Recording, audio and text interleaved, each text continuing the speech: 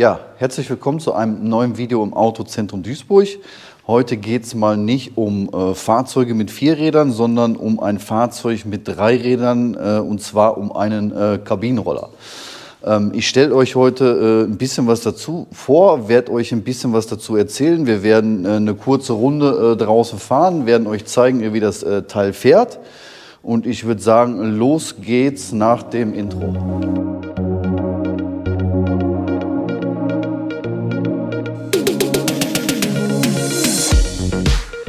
Ja, also wir fangen an. Wie gesagt, hatte ich ja gerade schon gesagt, das ist ein elektrischer Kabinenroller, also der ist nicht mit einem Verbrennungsmotor ausgestattet, sondern der fährt voll elektrisch.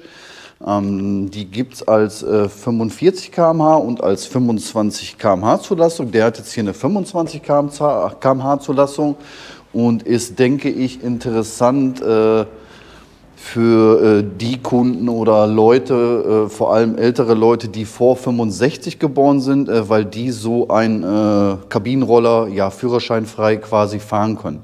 Also man braucht dafür eigentlich eine Mofa-Prüfbescheinigung, aber ihr wisst ja, die Leute, die keine Mofa-Prüfbescheinigung haben und vor 65 geboren sind, können so einen Teil führerscheinfrei fahren. Ja, Vorteil liegen natürlich klar auf der Hand zu einem normalen Roller. Ob elektrisch jetzt ein Vorteil ist oder nicht, sei mal dahingestellt, das muss jeder für sich selbst entscheiden, aber ihr habt natürlich den Vorteil hier zu einem normalen Roller, dass ihr natürlich ein Dach drauf habt und bei Wind und Wetter, sage ich mal, geschützt seid. Ihr habt einen Wischer vorne mit drauf, ihr braucht natürlich keinen Helm anziehen oder irgendwelche Handschuhe oder sonst irgendwas, was man bei schlechtem Wetter, sage ich mal, ja, bei einem Roller, wenn ihr mit einem Roller fahrt, halt anziehen müsst. Von innen haben wir noch als Sonderausstattung, sage ich mal, ein Radio mit hier drin. Das könnt ihr auf dem Roller natürlich auch nicht hören.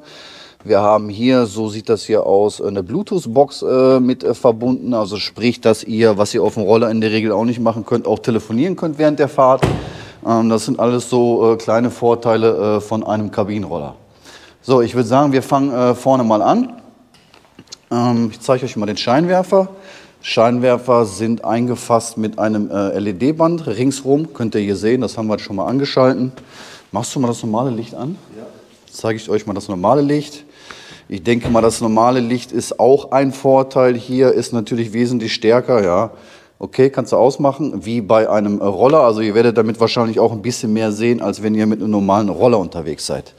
So, schauen wir uns hier vorne mal an. Das sieht aus wie bei einem Roller. Eine ganz normale Alufelge, eine Scheibenbremse. Dann zeige ich euch das mal hinten. Hinten sind auch Alufelgen drauf. Und wir haben an jedem Rad eine Scheibenbremse verbaut. Könnt ihr, glaube ich, sehen, ja. Der ist übrigens jetzt hier schon gebraucht. Also der ist jetzt hier, ich glaube, wie alt ist der? Aus Ende 2020 und hat 155 Kilometer, glaube ich, gelaufen. Und wir haben 145, sagt der Kollege, können wir gleich nochmal genau schauen. Wir haben den in Zahlung genommen auf ein Microcar, also auf ein Leichtkraftfahrzeug. Und der Kunde hat das jetzt hier ja, bei uns stehen lassen und hat sich bei uns für ein Mofa-Auto entschieden. Wieso auch immer, sei mal dahingestellt. Ja, ich würde sagen, Außenspiegel haben wir noch dran. Das kann ich euch von außen hier noch zeigen. Links und rechts ganz normal. Wir haben Türen links und rechts natürlich. Machst du mal die andere Seite auf. Also ihr könnt links einsteigen, rechts aussteigen. Das kannst du einmal zeigen. Steig mal links ein. Ja, man kann rechts dann wieder aussteigen. Kommen wir wieder raus. Genau. Und umgekehrt genauso. Also ist, sage ich mal, gut für die Parkplatzsuche. Das kann man natürlich mit einem normalen Auto nicht machen. Also da, wo ihr dann mehr Platz habt, könnt ihr natürlich dann an der Seite ein- bzw. aussteigen. Ja, wir haben oben ein Klappdach mit drauf für den Sommer. Klimaanlage ist hier jetzt nicht mit an Bord. Ich weiß auch nicht, ob es die mit Klimaanlage gibt. Ist, glaube ich, auch nicht so wichtig bei so einem Fahrzeug. Wir haben hinten noch ein Ausstelldach, also dass man an der Heckklappe das Fenster hier aufklappen kann. Scheibe ist aus Plastik, hier auch aus Plastik. Hier haben wir richtiges Glas. Ja, das ist richtiges Glas und wie gesagt, Dach und Heckklappe, das Fenster ist aus Plastik. So, dann zeige ich euch als nächstes hinten mal, wo das geladen wird. Also wir haben hier, seht ihr, kommt der Stecker zum Laden rein. Hat man so ein Ladegerät ganz normal mit dazu. Und das funktioniert auch ganz normal über jede Steckdose. Also man braucht keine spezielle Ladestation oder sonst was. Könnt ihr ganz normal zu Hause irgendwie in der Garage laden. Ich ziehe das mal raus hier. Der ist jetzt schon geladen. Ganz normal mit dem Tankdeckel eigentlich relativ gut gelöst. Ja, hier kommt das Nummernschild dran. Ist unschwer zu erkennen. Haben wir eine Kennzeichenleuchte. Wir haben links und rechts wie bei einem Auto Rückleuchten. Wir haben einen Rückwärtsgang und wir haben sogar auch wie bei den meisten Leichtkraftfahrzeugen bei uns eine Rückfahrkamera mit an Bord. Das zeige ich euch gleich noch von Ihnen, wie das funktioniert. Oben eine dritte Bremsleuchte ist auch noch mit drin. Also relativ gut ausgestattet für so einen Kabinenroller. Ja, ich würde sagen, dann fangen wir von innen an. Fangen wir mit der Tür an. Ganz normal wie beim Auto, kann man ganz normal aufmachen. Wir haben elektrische Fensterheber links und rechts. Hinten haben wir eine Sitzbank für eine zweite Person mit einem Anschnallgurt. Also hinten kann man sich auch anschnallen. Die Sitzbank ist gepolstert. Also eine Person kann hinten sitzen. Dann habe ich hier schon gesehen, hier haben wir so eine lustige Klappe. Das ist die Hauptsicherung. Damit kann man den Roller dann ja quasi komplett stilllegen, wenn man den, denke ich mal, nicht braucht. Sitzbank ist aus Leder oder Kunstleder. Der Fahrersitz selber ist auch aus Kunstleder komplett. Hier vorne kann man sich auch anschnallen wie in einem Auto. Der Sitz ist nach vorne und nach hinten ein Stück verschiebbar, nicht viel. Ja, wir zeigen das mal. Kann man ja auf der anderen Seite einsteigen. Genau, also auch für kleine Leute kommt der Sitz wirklich gut nach vorne. Also Probleme mit den Pedalen habt ihr hier sowieso nicht. Genau, der Sitz ist auch klappbar, wusste ich jetzt gar nicht. Kann auch hinten einsteigen. Das zeigen wir einmal, den Sitz nach hinten klappen. Genau, viel Platz. Ich mache mal zu hier. Ja, also einer hinten, einer vorne, zur Not passt. Natürlich ist es hinten nicht bequem, aber wenn man mal eine Person zur Not mitnehmen muss, okay. Ja, funktioniert das. So, dann kommen wir wieder raus. Machst du den Sitz einmal wieder nach hinten?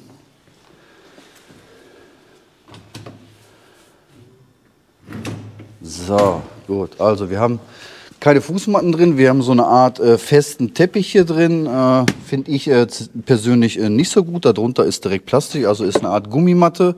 Geht also auch kein Wasser durch von den nassen Füßen, wenn man mal irgendwie nasse Füße hat. Also unten Plastik, Gummimatte. Nur das hier oben drauf sauber zu machen, denke ich mal, ist relativ doof. Das ist nicht gut gelöst. So, dann setze ich mich mal rein mit euch, dann erkläre ich euch ein bisschen was von innen. Also, womit fangen wir an? Also das Ganze funktioniert natürlich, heißt Kabinenroller wie ein Roller. Ihr habt kein Gaspedal und kein Bremspedal, das funktioniert wie beim Roller. Ihr habt links und rechts ganz normal eine Bremse vorne und hinten. Und Gas geben könnt ihr quasi hier über den Griff. Das werden wir euch gleich dann nochmal zeigen. Zur Bedienung weiter habe ich gerade auch noch nicht gezeigt. Das zeige ich auch nochmal. Einmal raus. Ihr habt wie bei den Leichtkraftfahrzeugen von uns habt ihr eine Fernbedienung mit dabei, dass ihr das Teil, sage ich mal, mit einer Fernbedienung, kann man hinten vielleicht besser sehen, auf- und zuschließen kann. Habt ihr zwei Fernbedienungen hier und zweimal Schlüssel mit dabei. So, dann gehen wir noch mal rein. So, also Zündschloss ist hier, Schlüssel rein, auf On. Hier oben müsste jetzt gleich Welcome stehen und dann geht gleich das Tacho an. Und dann kann ich euch mal die Rückwärtskamera zeigen. Dazu legt ihr hier den Gang rein, einfach auf R drücken, hört ihr schon, es piept jetzt. Und hier könnt ihr quasi hinten sehen, alles was hinter euch los ist, wenn ihr euch nicht umdrehen wollt. So, machen wir wieder aus.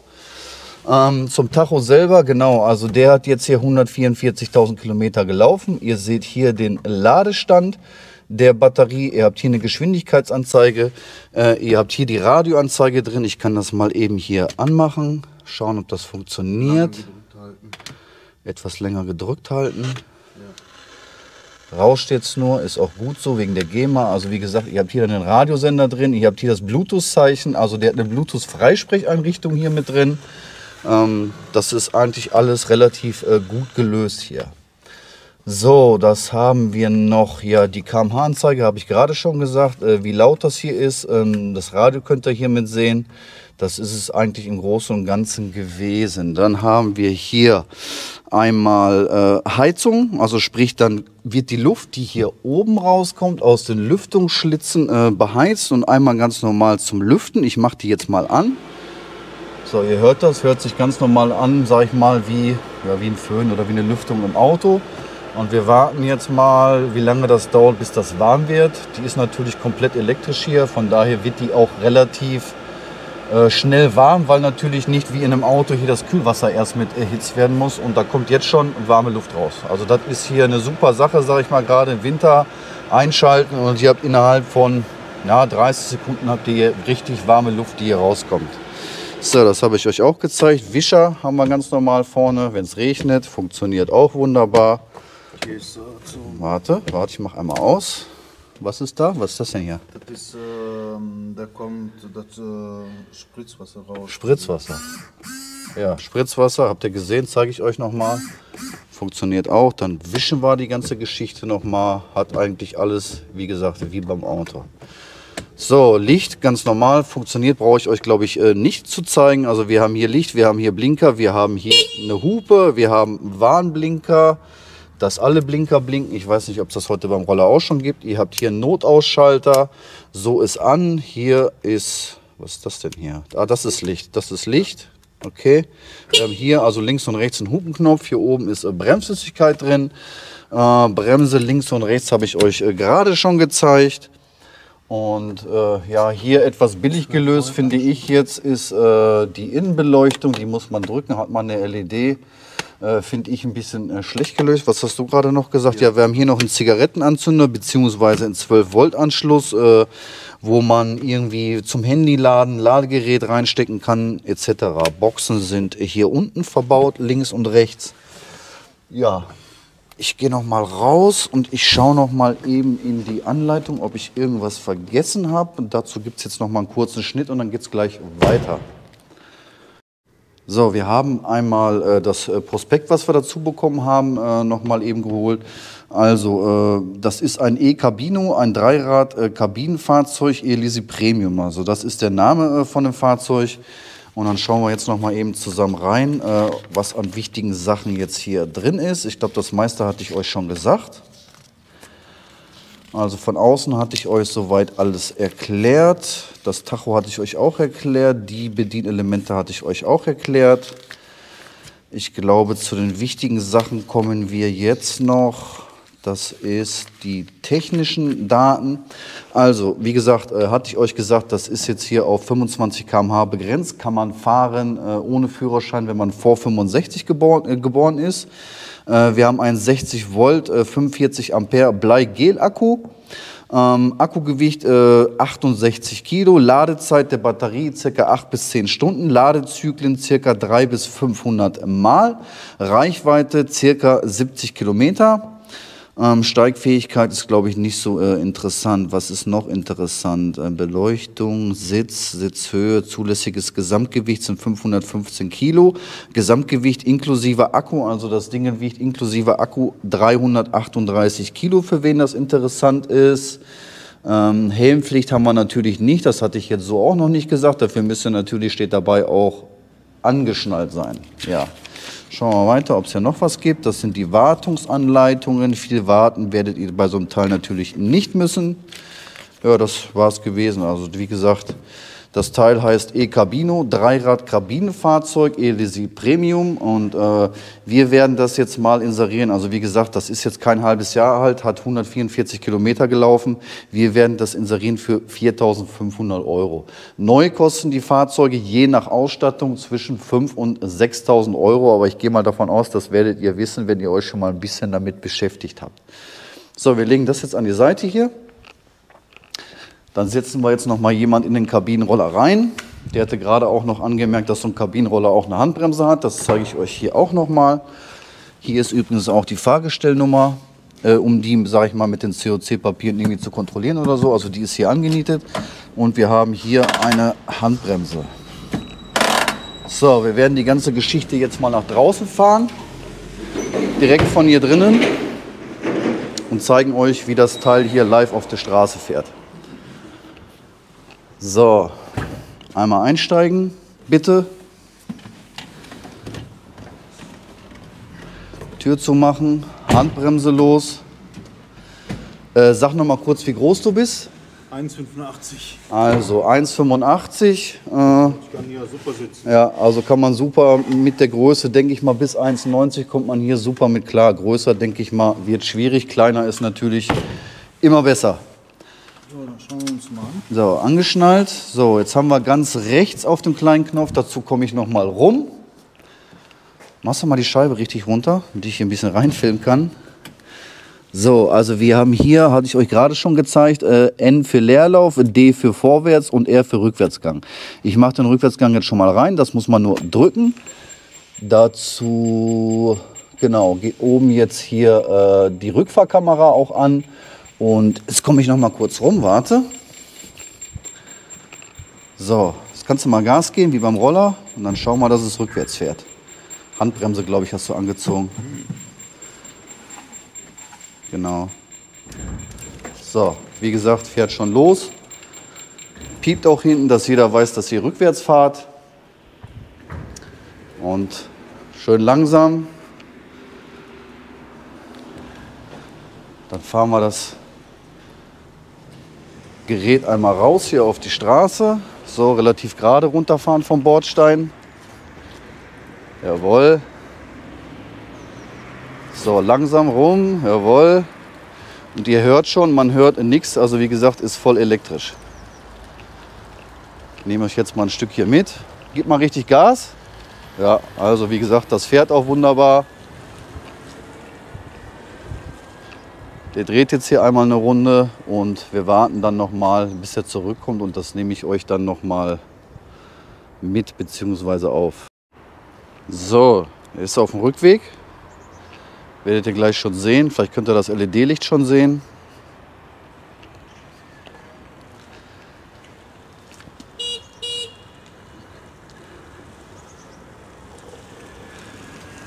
Ja, läuft also echt leise. Hört man gar nicht. So, ich denke mal, wir fahren dann auch direkt wieder rein. So, piept natürlich wieder rückwärts. Fahr vorwärts rein, genau.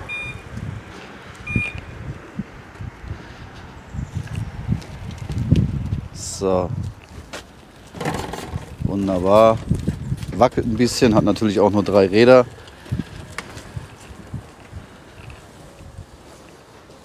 So, wir sind jetzt auch das erste Mal damit gefahren und ich frage mal, wie das fährt.